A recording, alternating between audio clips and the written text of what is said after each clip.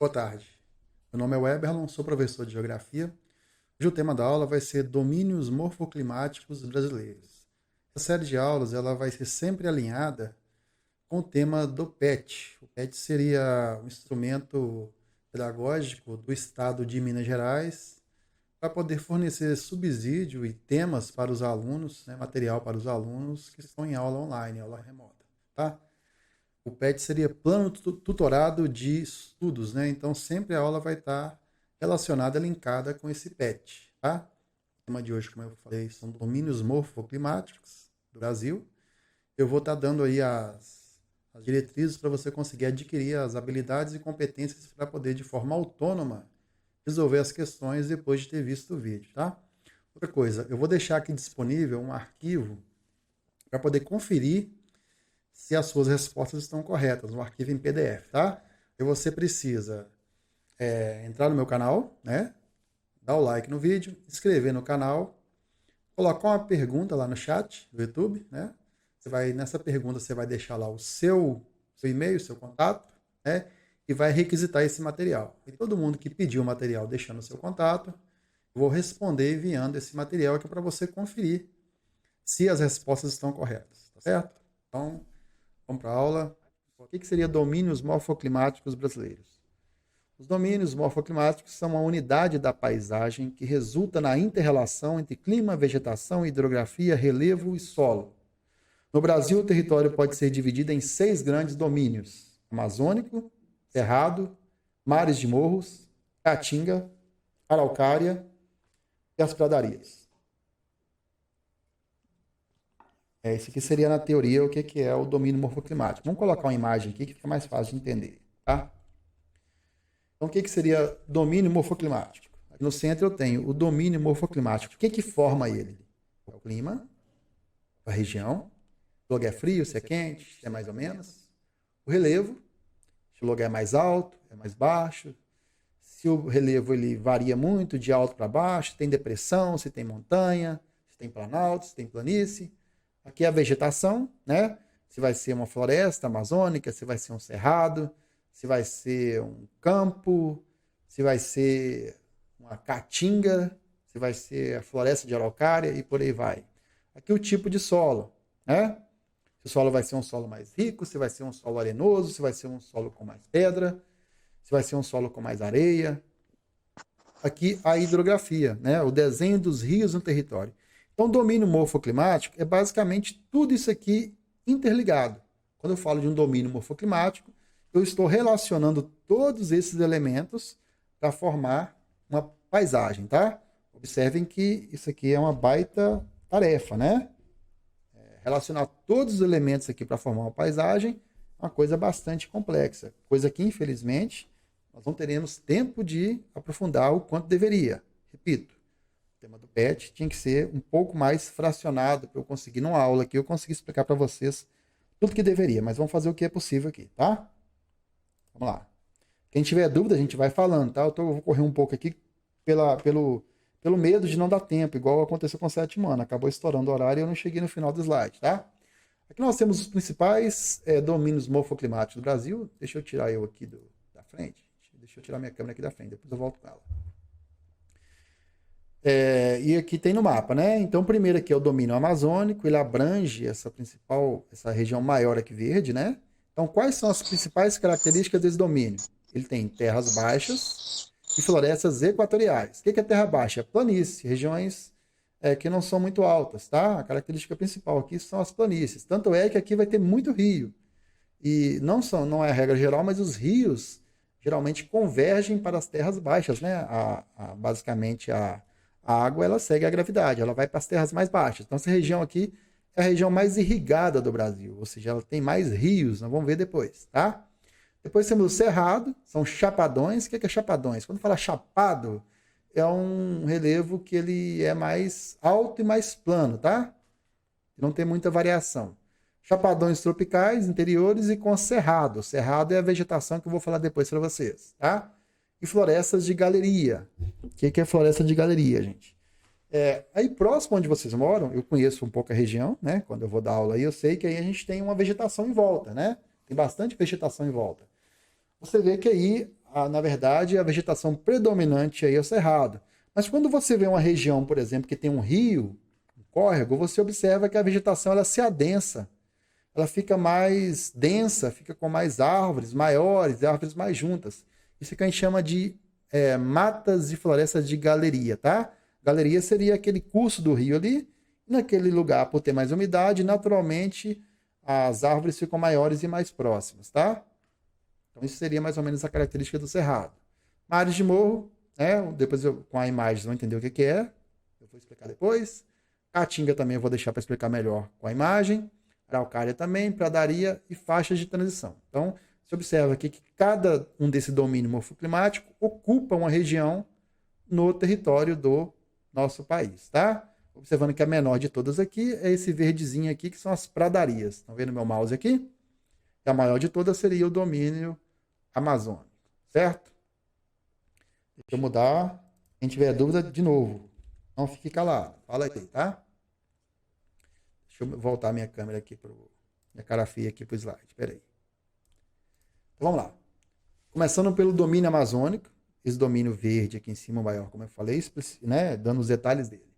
Domínio amazônico, localizado no norte do Brasil, norte, né, acima, apresenta um relevo predominantemente baixo, que eu já tinha falado dessa informação, né, composto por planícies e depressões, que se encontram cobertas por uma densa floresta equatorial, floresta amazônica, tá?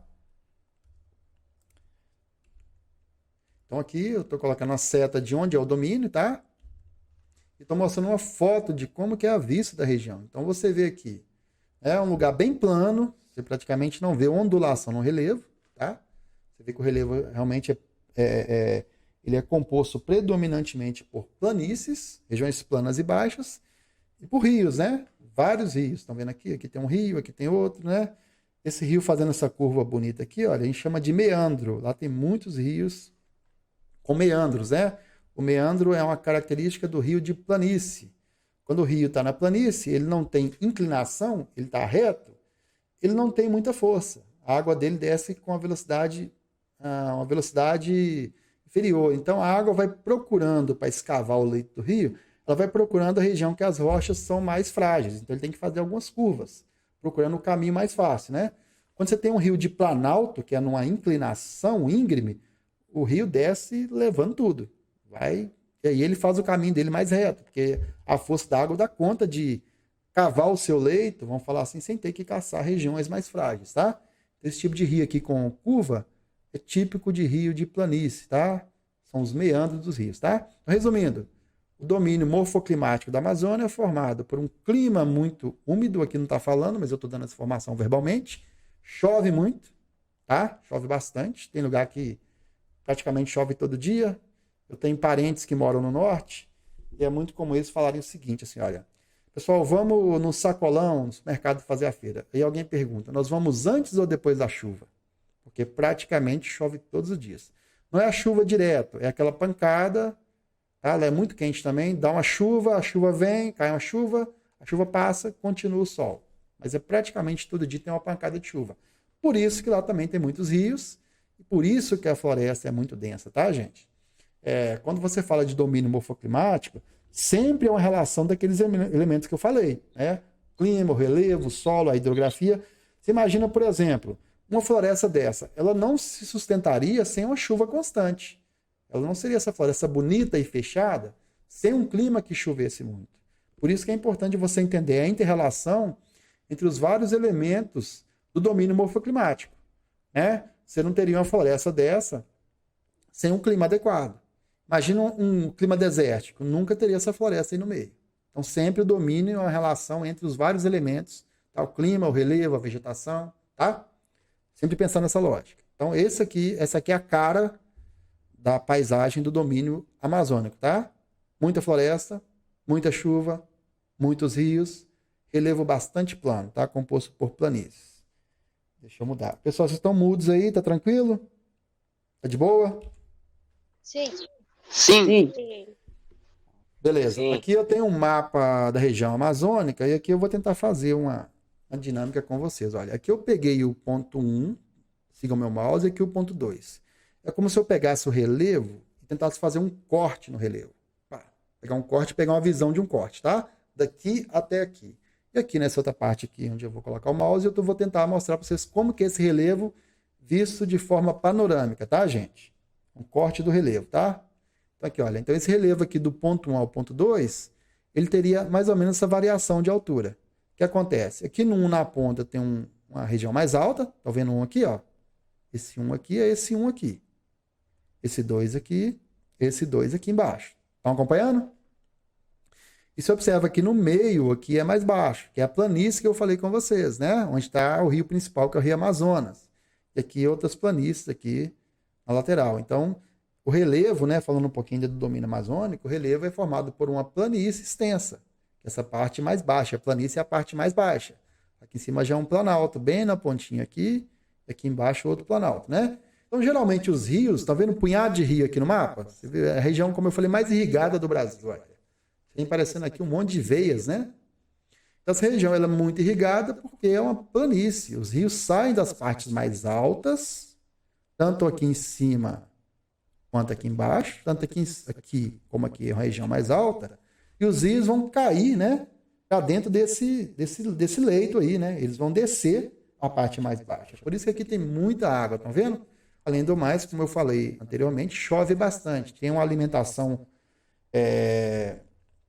pluvial muito boa, né? Chove bastante. Então há muita água sendo jogada nessa região pelo regime de chuvas, que é muito intenso, tá?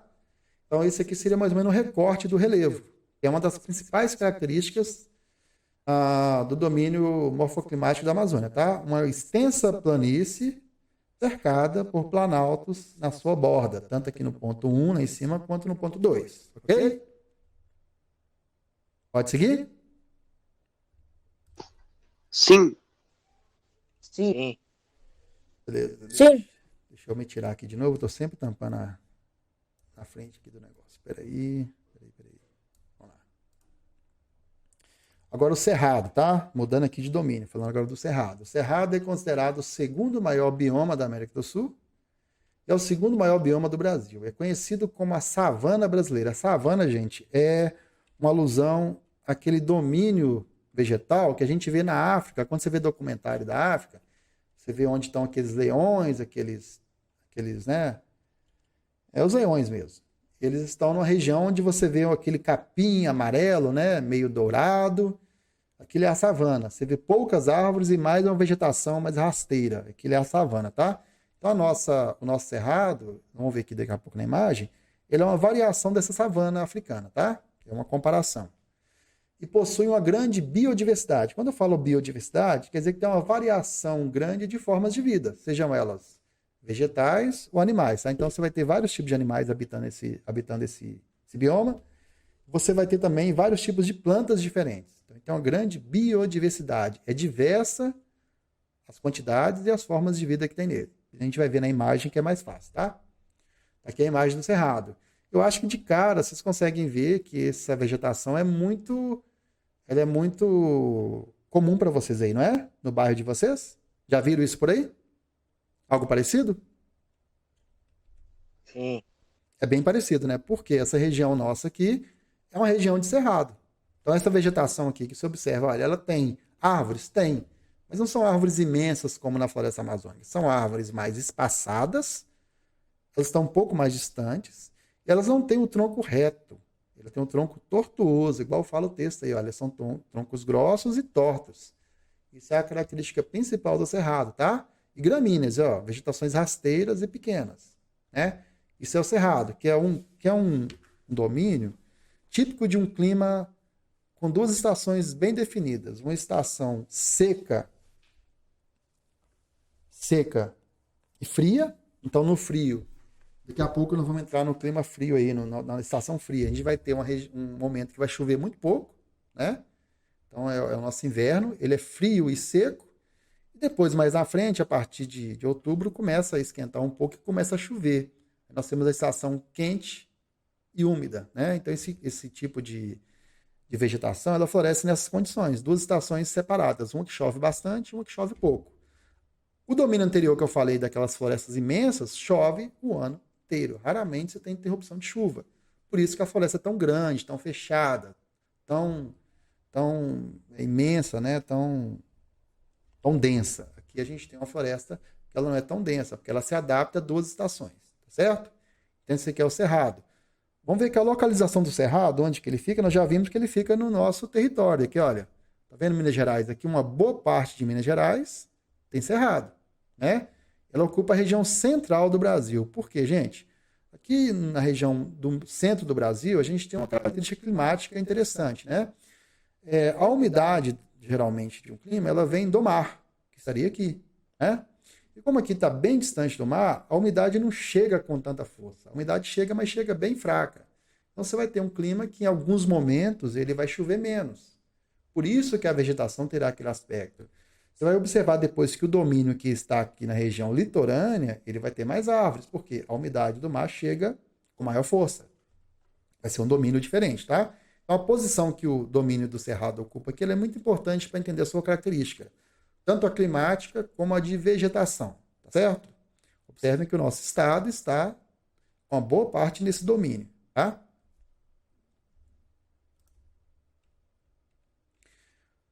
Aqui nós vamos agora para o domínio de mares de morro, que é um domínio que também tem no nosso estado, tá? Mares de morro abrange uma vasta área do litoral brasileiro, né? A região aqui, se observa o litoral, é a região das praias aqui, né? Da beiradinha do nosso território. E parte do interior da região sudeste, que é a região que estamos situados, né? O nosso estado, coincidindo com o espaço originalmente ocupado pela Mata Atlântica, uma vez que essa vegetação se estende pela porção do território nacional de maior densidade demográfica, por onde se iniciou a colonização e exploração do território brasileiro. Esse é um dos domínios mais modificados pela ação humana. Por quê, gente? Quando você pega lá, quando os portugueses chegaram no Brasil, eles chegaram aqui no litoral, né? Então, como é a área de ocupação mais antiga, que foi primeiro ocupada no Brasil, então ela é a parte também mais devastada. Como ela é ocupada há mais tempo, foi a parte que o ser humano mais destruiu, tá? A gente fala muito hoje da questão da Amazônia, que é seríssimo, né, da destruição do bioma amazônico. Porém, o Amazonas, ele, como é uma região que demorou e ainda demora para ser ocupada, porque o Brasil começa a ocupação aqui, ó, do lado direito. E só com o passar dos séculos, o ser humano vai ocupando as regiões aqui à esquerda. De modo que a Amazônia é a região menos ocupada do Brasil, né? Pela distância aqui, né, dos principais núcleos de povoamento iniciais, tá? Então, como essa região aqui foi a que primeiro se construiu cidades, onde primeiro veio o desenvolvimento, é a região mais modificada pelo homem. Modificada quer dizer que foi o homem simplesmente tirou praticamente toda a cobertura vegetal, tá? Para fazer cidades, certo? Deixa eu ver um negócio aqui que eu estava me esquecendo, porque eu estou fazendo muita coisa ao mesmo tempo, gente. Deixa eu olhar aqui, só um minuto. O Juan Manuel está presente na aula? Tô. Juan, é porque eu vi uma mensagem aqui da sua mãe no WhatsApp, eu não tive tempo de responder, que eu estou dando aula e ao mesmo tempo eu não consegui responder, tá? Mas eu vi a mensagem, a sua mãe comentou aí que você é de onde mesmo? Colômbia. Isso, seja bem-vindo ao Brasil, à nossa aula, viu? Aí falou que você tem uma certa dificuldade, né, natural, né, para entender um pouco do que a gente fala, tá? Qualquer dúvida, se eu estiver falando muito rápido, me avisa. Se não entender, eu estou à sua disposição, tá? Avisa para sua mãe que eu vi a mensagem lá, só não respondi por questão de tempo, tá? Porque eu estou aqui dando aula e eu não consigo fazer muitas coisas ao mesmo tempo, tá? Coisa típica de homem. Mulher faz 10 coisas ao mesmo tempo. O homem, se fizer 2 coisas, o cérebro buga, né? Da tela azul. Tá bom? Então eu vi a mensagem lá, tá? Tá. Vamos seguir aqui, então. Aqui, né, a localização dos mares de morro e aqui o aspecto. Vocês vão ver que vocês também já viram essa paisagem aqui. Não já viram? Por que chama mares de morro? Você vê a ondulação aqui, ó, né? Minas também tem muito isso aqui. Se você pegar uma estrada e der uma viajadinha próxima aqui, se você for a Ouro Preto, se você for aí para a região leste de Minas, né? Se você pegar a BR e andar alguns quilômetros, você começa a ver essa paisagem aqui, dos mares de morro, né? Então, aqui tem uma relação do relevo, o formato, que já diz mares de morro, né? Essa ondulação do relevo, que parece ondas, né? E você tem uma vegetação que ela, ora, alterna entre o cerrado, mas ela predomina a Mata Atlântica, que é o quê?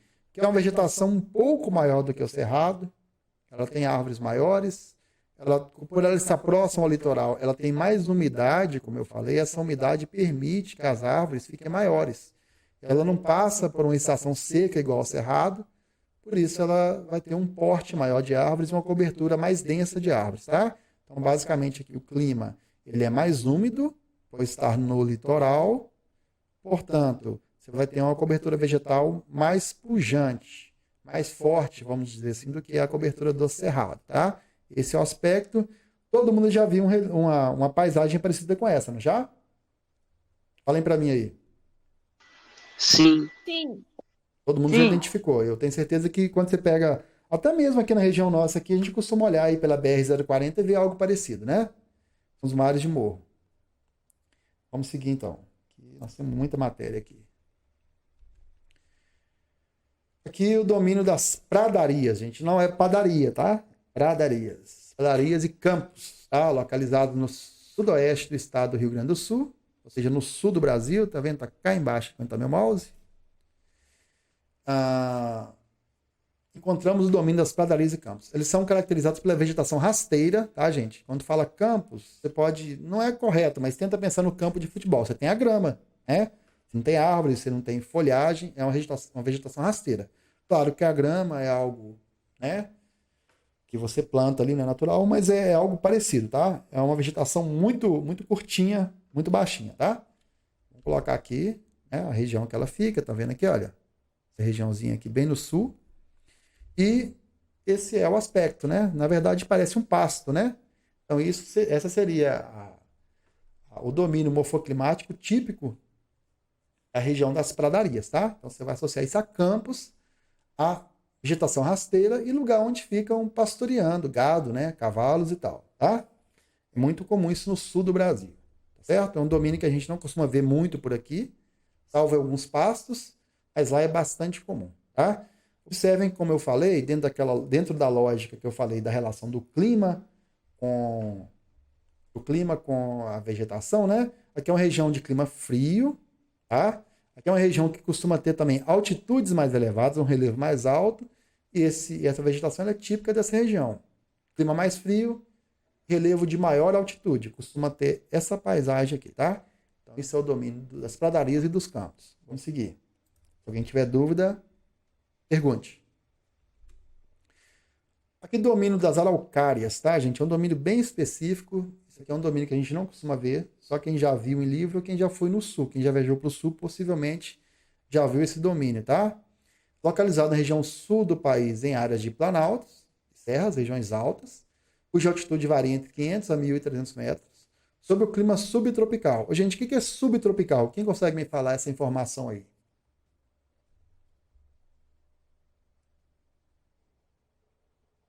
Um tropical mais ameno.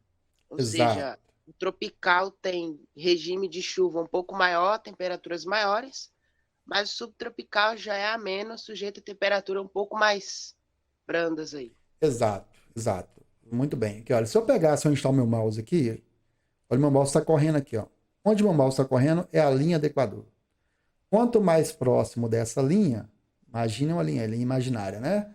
Seria bem quente. Tanto é que o clima aqui da Amazônia, do Nordeste, é bem quente, né? À medida que eu me afasto do Equador, vai só esfriando. E aqui, onde está passando meu mouse aqui, tem outra linha imaginária que é o Trópico de Capricórnio. Todo o clima situado abaixo do Trópico de Capricórnio é um clima subtropical, que vai ter as características que o colega, quem que falou aí, por favor? Foi Gabriel. o que o Gabriel falou para a gente aí, né? É a característica dos climas abaixo dessa linha imaginária, que não tem aqui no mapa, mas imagine que estaria abaixo de onde está meu mouse aqui. Aqui teria uma linha, Trópico de Capricórnio, abaixo da linha seria o clima subtropical mais frio, conforme explicou o nosso colega aí, tá bom? Então aqui fica na região subtropical. Aqui a localização seria essa região marrom aí, né? As pradarias. Aqui o aspecto, tá vendo? É um aspecto mais diferente. A gente não vê isso muito por aqui. É uma espécie de pinheiro, tá vendo? Né? Ou a gente chama aí também de conífera, né? Que é o nome genérico, né? Eu falei com vocês que na região do domínio morfoclimático da Amazônia e do domínio morfoclimático do Cerrado, a gente tinha uma grande biodiversidade, ou seja, tinha variedade de espécies de plantas e animais. Aqui eu não tenho tanta biodiversidade de plantas. Repete muito, tá vendo? A mesma planta, ó, pinheiro, repetindo. Então aqui não tem a grande diversidade que tem nos outros biomas. É um bioma um pouco mais unidimensional, um pouco mais monótono. Ele não varia tanto as formas de vidas vegetais, tá? Porque o que predomina são essas árvores aqui chamadas de araucária, tá bom? Não é uma paisagem muito comum aqui, mas tem livro e quem teve chance de viajar ou vai ver isso lá no sul, tá bom? É inclusive local turístico bem visitado, tá bom? Vamos seguir. Aqui nós estamos na questão já, tá? Nas questões do PET. As questões aqui, gente, elas, o que eu falei ajuda bastante, tá? E só para deixar claro, tá, pessoal? Deixa eu até colocar aqui para falar com vocês mais no olho aqui. Vamos lá. A gente tem 2 objetivos aqui. A gente quer ajudar vocês a fazerem o PET na minha aula de geografia, mas eu quero também passar o conhecimento para vocês. Imagina que numa situação normal, sem pandemia, vocês estariam 4 horas por dia ouvindo o professor falar. Aqui vão me ouvir falar uma vez por semana durante 1 hora. Então é chato, mas acho que dá para aguentar, né? Dá para suportar. Então, assim, a gente não vai só também chegar na questão do PET. Eu não vou só colocar o PET da resposta. Eu não estaria ajudando vocês assim. Eu tenho que dar o conhecimento, dar o instrumental para vocês, de entender, de desenvolver as habilidades, para quando vocês estiverem em casa, vocês terem a independência de fazer sozinhos, tá? Então, a gente não pode ir direto na atividade. A gente vai desenvolver as habilidades, os temas, e aí sim nós vamos para a atividade, beleza? Se a gente for só na atividade, a gente pula o nosso objetivo maior, que é aprender. A gente vai voltar para a aula presencial em algum momento, não sei quando. Se vocês não tiverem esse suporte, vocês vão voltar completamente perdidos, tá? Então, por isso que a gente faz aí uma introdução aí na matéria antes de chegar na questão do PET. Então, voltando para a questão do PET, vamos lá. Os domínios morfoclimáticos brasileiros são a interação de vários sistemas naturais, relevo, aquilo que eu falei, né? A mistura do relevo, com o aspecto climático, com a biodiversidade, com as formações vegetais, solo, e desses com as comunidades humanas. Então, o domínio morfoclimático é tudo misturado, como eu falei, clima, relevo, vegetação, solo, inclusive o aspecto de como o homem ocupa aquele espaço, tá? Quando consideramos que somos parte desses domínios, percebemos que causamos neles algum tipo de impacto. O desmatamento é um deles. A tabela a seguir destaca o desmatamento nos biomas. Cabe ressaltar que alguns deles coincidem com os domínios morfoclimáticos. Então, bioma, gente, às vezes está relacionado ao domínio morfoclimático. Não é sinônimo, tá? Mas muitas vezes eu falo domínio amazônico. Aí você vai ter lá a floresta amazônica, que é a vegetação, que é o domínio, que é o que a gente fala do bioma, né? Cerrado, né? É um bioma que coincide com o domínio morfoclimático do cerrado também, né? São palavras parecidas aqui, a gente não vai nem entrar muito no detalhe da diferença, mas só basta saber que o bioma é uma coisa e o domínio morfoclimático é outra. Às vezes aqui, por questão de não poder aprofundar muito, a gente pega eles como sinônimo, mas eles têm leves diferenças, tá? Mas vamos lá. Então aqui basicamente eu tenho um quadro com os domínios morfoclimáticos, os biomas, e tem aqui o número de alertas, né, de desmatamento, de incêndio, eu tenho aqui a porcentagem, eu tenho aqui a área desmatada, né, em hectare é uma medida, igual você fala metro, quilômetro, hectare é uma medida, e aqui eu tenho a porcentagem, quanto por cento da área foi desmatada.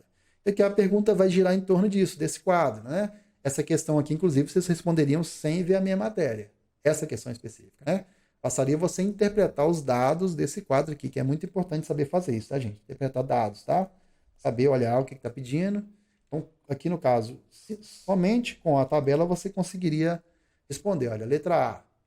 Quais os biomas com maior porcentagem de desmatamento no ano de 2019?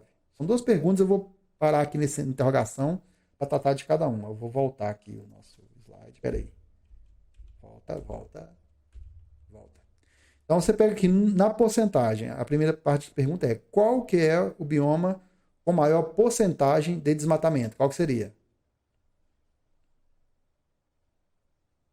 Amazônia? Amazônia. Então, a primeira parte da pergunta é essa. Vou voltar ao slide aqui que tem uma segunda pergunta. Cite 2 motivos que explicam tal porcentagem, ou seja, por que aquela região tem uma maior porcentagem de desmatamento. E a gente colocaria aí coisas que eu não falei ainda com vocês, né? É uma região hoje que é muito procurada, né? para desenvolver atividades econômicas. Quais são as atividades econômicas que tem no Nordeste? Desculpem, na região Amazônia. Desculpe. Nessa região, tem uma procura hoje muito grande por terras agricultáveis, ou seja, tem gente procurando terras que deveriam ser protegidas para criar gado ou para plantar. Aí a primeira coisa que o cara faz é desmatar. Ele desmata, coloca fogo, começa a criar gado ou começa a plantar. Gera o desmatamento, gera essa porcentagem, gera desmatada. E também tem a questão hoje em dia do garimpo. O que é o garimpo, gente? A região norte tem muitas terras ricas em minerais, né? Ouro também, inclusive. Pode ser outro material, pode ser outro mineral metálico, mas o pessoal procura muito ouro. Então tem regiões lá que tem ouro e os garimpeiros vão para uma região lá, né? Para você cavacar o solo, a primeira coisa que você faz, você desmata, né? Você vai lá e desmata a região para ter acesso ao solo. Acontece muito, sobretudo no estado do Pará, que está na região amazônica, né? Tem muita mineração, inclusive mineração ilegal, né? E um dos dados que dão um contorno dramático a isso é que a maior parte das terras que tem recursos minerais bons, ouro, diga-se de passagem, são regiões de reserva indígena. Então o pessoal quer expulsar os índios para desmatar, para acessar aquele subsolo e tirar o ouro, tá? E lá acontecem mortes, não raro, por causa disso, né? Entre garimpeiros, entre índios, entre fazendeiros. Há uma disputa pelo território, porque todo mundo está querendo ganhar dinheiro com a Amazônia, mas ninguém está preocupado em mantê-la de pé. Tá? Então vamos seguir. A primeira está respondida, né? Se alguém tiver dúvida, me fala. Quais as consequências do desmatamento para o equilíbrio do planeta e para a sobrevivência dos seres vivos? Essa também eu não falei, mas essa é uma questão que acho que vocês conseguem inferir e buscar aí. Mas vamos lá, eu vou dar uma palhinha aqui, né? Quando você desmata a região amazônica, o que pode acontecer de consequência? Primeiro, como eu falei, é uma região que tem a maior floresta equatorial do mundo, tá, gente? Dessa floresta depende o clima do mundo inteiro. Hoje não, né? Imagina daqui a 200 anos. É possível que no ritmo que a Amazônia vai sendo desmatada, ela acabe. Se ela acabar, certamente a consequência não é só para o Brasil. Lógico, para o Brasil é maior, mas vai afetar o clima do mundo inteiro. Você tem uma mudança climática e ao você mudar ou destruir as coberturas vegetais, você tem um impacto direto no clima. A outra questão são os rios que tem lá, né? Também é uma região, a maior bacia hidrográfica do mundo, o maior conjunto de rios. Sem a cobertura vegetal, os rios não se sustentam. Então, os rios secariam também, ou diminuiriam, né? A gente já tem problema de água no mundo, água potável, pelo menos, né? Outra questão, a gente teria a poluição do ar, né? A gente sabe que as florestas capturam o gás carbônico, né? Ajudam a manter a nossa atmosfera mais limpa, né? Então, tudo isso seriam consequências desse desmatamento do bioma da Amazônia, tá? Você pode até colocar outros principais que eu citei, são esses aqui, tá bom? Essa aqui também você pode até procurar na internet as consequências e colocar uma resposta um pouco mais completa. Número 2 agora, né? Leia o trecho do poema Amazônia de Manuel Andrade. Hoje canto os povos da floresta, e o desmatamento dessa memória é esquecida. Falo de sobreviventes de tribos desgarradas, de aldeias tristes, de sonhos desmatados, de segredos e tradições pirateadas. Eu quero falar sobre esse termo depois para vocês, tá? Se der tempo. Das águas lavadas na bateia do Mercúrio. Também quero falar sobre isso, me lembrem. Falo da destruição diária e sorrateira, de passagens criminosas e de uma ingrata agricultura. Falo da natureza usada e abandonada, de uma terra arrasada e de um deserto verde que cresce dia a dia. Esse é um poema de Manuel de Andrade. Aí a letra A, eu vou falar a pergunta e depois eu volto nos temas que eu destaquei para vocês. Quais as atividades humanas realizadas no domínio morfoclimático amazônico? As atividades eu comentei com vocês na questão anterior, né? O garimpo, a agricultura, a criação de gado. Lá também tem coisas que são menos impactantes, mas tem, por exemplo, vocês já ouviram falar certamente da extração do... Me falei o nome aqui, deixa eu lembrar. Do látex. Sabe o látex? Sabe o que é? A borracha? Não. O pessoal pega uma árvore, a seringueira, faz uns cortes nas árvores, vão talhando as árvores, faz uns cortes na casca, e e ali desce uma seiva, né? Aquela seiva é usada para fazer borracha. Então isso já foi uma atividade muito importante aqui no Brasil. Hoje não é tão importante porque na região do Sudeste Asiático isso é uma produção maior, mas isso já foi a principal atividade econômica do Brasil. Para você ter uma ideia, a Ford, a empresa americana, ela chegou a criar aqui no Brasil uma cidade, que hoje é uma cidade fantasma, no norte, para explorar esse potencial, porque uma indústria de carro ela precisava do pneu, né? E a matéria-prima do pneu é o látex, ou pode ser o petróleo também, na época era o látex. Então, lá eles têm essa seringueira, que é uma árvore nativa da Amazônia, e o pessoal consegue extrair dessa seringueira um látex que forma uma goma, e essa goma pode ser feita borracha, tá? É uma atividade de menos impacto, porque você não precisa cortar a árvore, você vai ferindo a árvore todo dia e tirando aquele látex, tá? Ela tem muitas atividades também de coleta, do açaí, por exemplo, do cacau, que faz aí os chocolates da Páscoa que acabou de passar aí. A questão das castanhas do Pará, né? Que também é uma planta nativa, que é muito também explorada lá. Mas aí as principais, as que geram principalmente impactos, são, como eu falei, a criação de gado, a agricultura e o garimpo.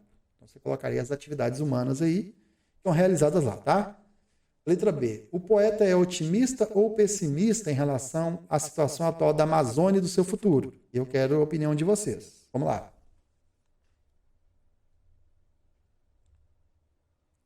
Pelo que a gente leu aqui, o poeta ele tá feliz com o que está acontecendo com a Amazônia, ou ele está triste? Pessimista. Pessimista, né? Ele fala aqui de várias consequências, né? Eu até falei com vocês de palavras aqui, deixa eu falar dessa palavra aqui, olha, eu vou colocar meu mouse em cima. Pirateados. O que tem a ver pirateado com a Amazônia, né? Parece que não tem nada a ver, né? Quando você fala pirateado, você pensa aí em produtos do Shopping Oi, né? Sei lá, um telefone pirateado, sei lá, um relógio pirateado, sei lá. Você pensa geralmente num aparelho eletroeletrônico, né? Que alguém pirateia, faz uma cópia para ganhar dinheiro. Mas lá a gente tem coisas até mais valiosas do que isso na Amazônia, tá? Na Amazônia, ela é a região de maior biodiversidade do mundo, tá, gente? Então lá você tem o maior tipo, quantidade e variedade de formas de vida, sejam animais ou vegetais. E tudo que vem da indústria farmacêutica, de remédios, vacinas, remédios, vem de uma região com biodiversidade. Então, teoricamente, toda a riqueza que é produzida pela indústria farmacêutica, ela vem de uma região rica em biodiversidade. E o Brasil tem essa biodiversidade. A questão é que a gente não usa essa biodiversidade, que você tem que ter conhecimento para transformar aquele material ali em algo usável, né? Em algo que seja possível de ser vendido. Então, os outros países que têm esse conhecimento, eles vêm no Brasil, ficam pesquisando essas formas de vida animais e vegetais que só tem no Brasil, só tem naquele domínio da Amazônia, levam para o país deles, desenvolvem algum produto, vai dar muito dinheiro, embolsam todo o lucro disso. Mas de onde que veio o produto? Veio da biodiversidade do Brasil. Então é muito comum eles pegarem venenos de cobra, de aranha, tentam sintetizar algum composto de uma planta e a partir daí fazem remédios, compostos, vacinas, né? Você imagina hoje o quanto que a gente está vendo que vacina e remédio é importante, né? O dinheiro que isso dá no mundo, né? Nesse contexto que a gente está vivendo. Então seria no Brasil, a questão da pirateada, aí a gente chamaria o nome correto. A gente chama de biopirataria. Repetindo, biopirataria. Você está pirateando formas de vida que são endêmicas aqui. O que é endêmica? O local dela é aqui, o local correto, o local onde ela surge é aqui. Ela não surge em outro lugar, né? Então, se alguém fizesse, por exemplo, vou dar um exemplo aqui. O Brasil tem uma planta chamada quebra-pedra. Quebra-pedra. Tem um nome científico, eu não lembro. É usado para cólica renal. Teoricamente, ele dissolve aquela pedra no rim e alivia a dor, né? A gente toma um chá aqui quando está com cólica renal. Tem país que já pegou essa planta, já desenvolveu um remédio e ganha rios de dinheiro com esse remédio de origem brasileira. Então, na prática, eles pegaram um bioproduto nosso, né, usaram e não deram crédito. Então é muito comum você ter estrangeiros na Amazônia procurando por esses compostos que estão no nosso domínio amazônico, tá bom? Esse pirateado aí se refere a isso. A biopirataria. A posse ilegal de bens, né, vamos falar assim, de bens naturais que a gente tem no nosso país, certo? Quando fala aqui também de mercúrio, o que é o mercúrio, gente? Por que fala do mercúrio? Quando você está tentando achar ouro, né, o ouro está misturado geralmente, com pedras. Gente, deu 11 horas, tá? Vocês estão com tempo para ficar mais um pouquinho aí? Todo mundo tá de boa? A gente terminar? Tá de boa, tá de boa, tá de boa. Com Seria- certeza, com certeza. Tá de Beleza, boa. seria até 11 aqui, mas a gente atrasou um pouco com o 7º ano. Mas vamos lá, tá terminando já. Fiquem comigo aí, aguenta a mão. Então, quando você vai fazer a mineração, você pega ali a bateia parece uma espécie de peneira, mas sem furo, sabe? É uma cumbuca, você fica ali balançando aquela cumbuca e tentando extrair o ouro. O ouro vem misturado com areia, com pedrinha e tal, né? Aí eles usam o mercúrio para aglutinar, para juntar o ouro numa pepitazinha. Ele tá igual areia, o ouro também, sabe? Quando você tira ele no rio. Ele não vem... No rio você não acha, aqui no Brasil, a maioria do ouro ele é tirado por aluvião. Aluvião é o quê? É o depósito de sedimento, tipo areia, e o ouro está misturado ali, é um pozinho junto com aquela areia. Você tem que separar o ouro ali do resto do material que não vale nada. E você usa o mercúrio para aglutinar, para juntar esse pozinho que é ouro, para separar da areia que não vale nada. Aqui ele vira uma pepitazinha, só que ali você tem o mercúrio dentro daquela pepita. Depois você vai derreter aquela pepita para sair o mercúrio. Esse mercúrio vai para onde? Vai para a atmosfera. Ele vai para ele volta na chuva, inclusive, quando vai para a atmosfera, a chuva absorve eu falei o nome aqui, enfim, esse elemento, esse composto, tá? E é muito ruim, ele é altamente poluente, então vários rios na Amazônia estão quando você pega a amostra da água, eles têm uma grande composição de mercúrio, que é uma poluição, é um metal pesado, assim como o chumbo, faz mal para a vida humana, tá? Então, essa atividade do garimpo ilegal, ele joga muito mercúrio na atmosfera e no solo e nos rios, polui, tá? Então, essa questão do mercúrio aí é relacionada ao garimpo, ok?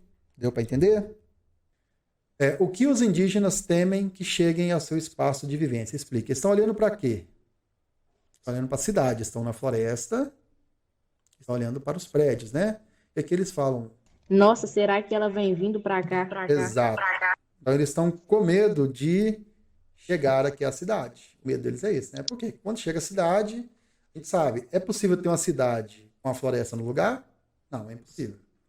Então, se a cidade chega, a floresta se vai, né? Então, o medo dos indígenas hoje é isso, a ocupação humana, que vai chegando com progresso, tá, gente? Não que eles não queiram progresso, tá, gente? O índio hoje não é o índio do século passado. O índio hoje ele quer internet também. Ele quer telefone, ele quer televisão. Tem comunidades que não querem, algumas que são mais afastadas, mas a maioria quer se integrar. Número 4. Agora é com você. Descubra em qual domínio morfoclimático você vive, registre o nome do domínio e destaque uma de suas características. Eu falei isso lá no início, eu vou até voltar aqui para vocês lembrarem o domínio que a gente está, né? Deixa eu voltar aqui, não era aqui não, peraí. Vou falar o domínio que a gente está. Peraí. A gente está nesse domínio aqui, ó, o domínio do cerrado. Tá vendo? O domínio que a gente encontra é do cerrado. As características do cerrado, você pode olhar aqui, ó, tá? Ou você pode procurar um pouco na internet, ou ainda lembrar do que eu falei, né? Que é uma característica de ter árvores, né? Aqui, olha, vou até ler aqui, olha. Possui uma grande biodiversidade, é a primeira característica. Sua vegetação possui características predominantes, como árvores de tronco grosso e tortuoso. A árvore não é reta, ela tem curvas. Isso porque, gente, a árvore do cerrado, vou explicar para vocês, ela precisa... Naquela época em que não chove, eu falei que o cerrado tem duas estações, uma seca e uma úmida. Na época que não chove, essa árvore precisa buscar a umidade lá no solo, onde ela estiver. Geralmente, quando está na estação seca, a água está numa profundidade bem grande. Então, da mesma forma que a árvore é tortuosa, a sua raiz também, por debaixo da terra, que você não vê, ela é tortuosa e profunda. Ela vai sempre buscar o mais profundo possível a água, porque naquele momento da estação seca não tem chuva. A água está armazenada em algum lugar lá no fundo. Outra coisa, ela tem casca grossa, porque na estação seca, geralmente você pode observar, sempre tem queimada. A gente mesmo vê isso aqui muito nessa 040.